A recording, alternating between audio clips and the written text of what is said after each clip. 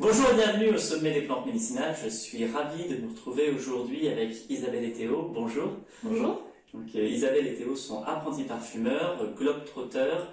Ils ont mis en place un beau et grand projet en fait d'aller à la rencontre des matières premières, des matières odorantes. C'est un petit peu des ovnis dans ce sommet des plantes médicinales, dans le sens où on va pas parler que de plantes médicinales ici, on va parler surtout d'odeurs et des rencontres que vous avez pu faire autour de ces odeurs et des plantes qui ont amené ces odeurs, mais pas que. Peut-être avant de rentrer dans le vif du sujet, peut-être vous présenter rapidement votre parcours, ce qui vous a amené en fait à cette idée. Je vous laisse peut-être commencer. Donc du coup moi j'ai toujours voulu faire de la parfumerie depuis mon plus jeune âge et donc j'ai eu la chance d'intégrer ISIPCA, donc une école de parfumerie, et c'est là donc que j'ai rencontré Théo et on s'est associés donc pour notre projet, donc Nose on the Road. Notre idée c'était d'aller au bout de notre apprentissage des matières premières, parce que lors de notre formation donc on a appris à sentir les matières premières naturelles et synthétiques. Et donc les professeurs nous évoquaient les méthodes de production de manière assez générale.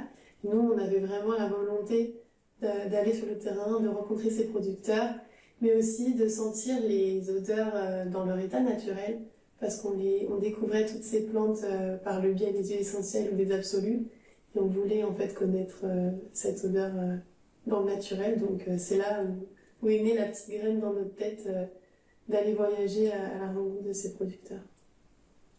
Ouais, du coup, aussi j'ai découvert la parfumerie un peu plus tard. C'est vrai que au début j'étais parti sur des écoles d'ingénieurs, etc. Et j'ai découvert la parfumerie un peu par hasard, et en fait ça a été vraiment une évidence. Je me suis rendu compte que depuis toujours j'étais toujours lié aux odeurs, à la cuisine, vraiment toujours d'un point de vue de l'odorat. Et oui, comme on dit, quand on s'est rencontrés à l'école de parfumerie, en fait, on a vraiment voulu lier nos deux passions, qui étaient la parfumerie et le voyage, pour vraiment partir à la découverte des odeurs, des matières premières, et comme disait Isabelle, les voir vraiment dans leur état naturel, pouvoir se balader dans les champs, rencontrer les producteurs et vraiment voir tout le processus de la plante jusqu'au flacon. D'accord. Et juste avant d'aller aux matières naturelles dans leur environnement, à un moment donné, tu as dit que vous appreniez à sentir les matières synthétiques comme les matières naturelles. Est-ce que, d'un point de vue olfactif, on les aborde différemment? Est-ce que on différencie à l'odeur en fait une odeur synthétique d'une odeur naturelle, autre que par ses caractéristiques, parce que ça sent un produit synthétique. Voilà, comment est-ce qu'on fait la différence entre les deux?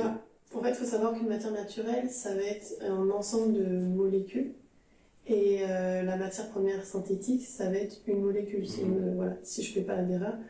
Et donc du coup, en termes d'odeur, c'est sûr qu'une matière première naturelle va avoir une complexité parce qu'il y a une multitude de molécules.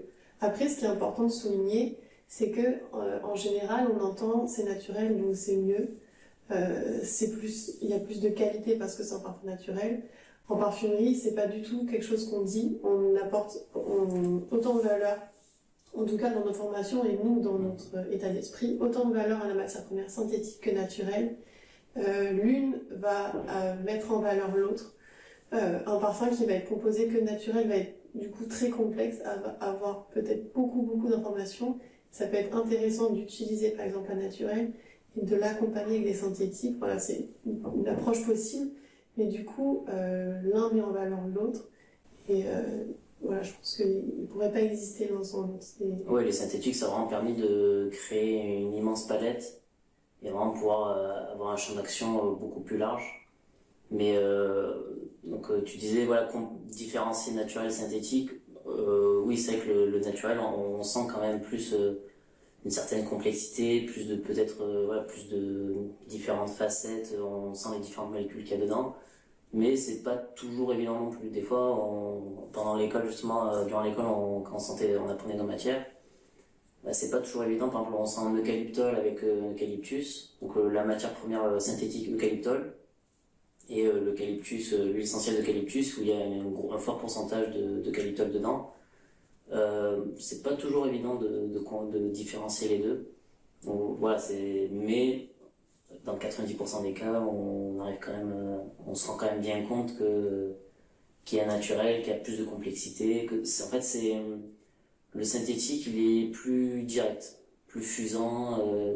Voilà, on est directement dans l'odeur, dans les différentes facettes qu'il a, mais la naturelle, c'est plus global, plus riche. Et aussi, c'est vrai que le naturel, nous, ça nous parlait parce qu'il y avait une histoire, on avait conscience voilà, que ça venait de la terre, qu'il y a des personnes qui avaient travaillé dessus pendant peut-être des mois. Ça peut être un peu plus vibrant de travailler avec ce genre de matière qu'une molécule synthétique, voilà, qui a été synthétisée en laboratoire. Ça a une autre histoire.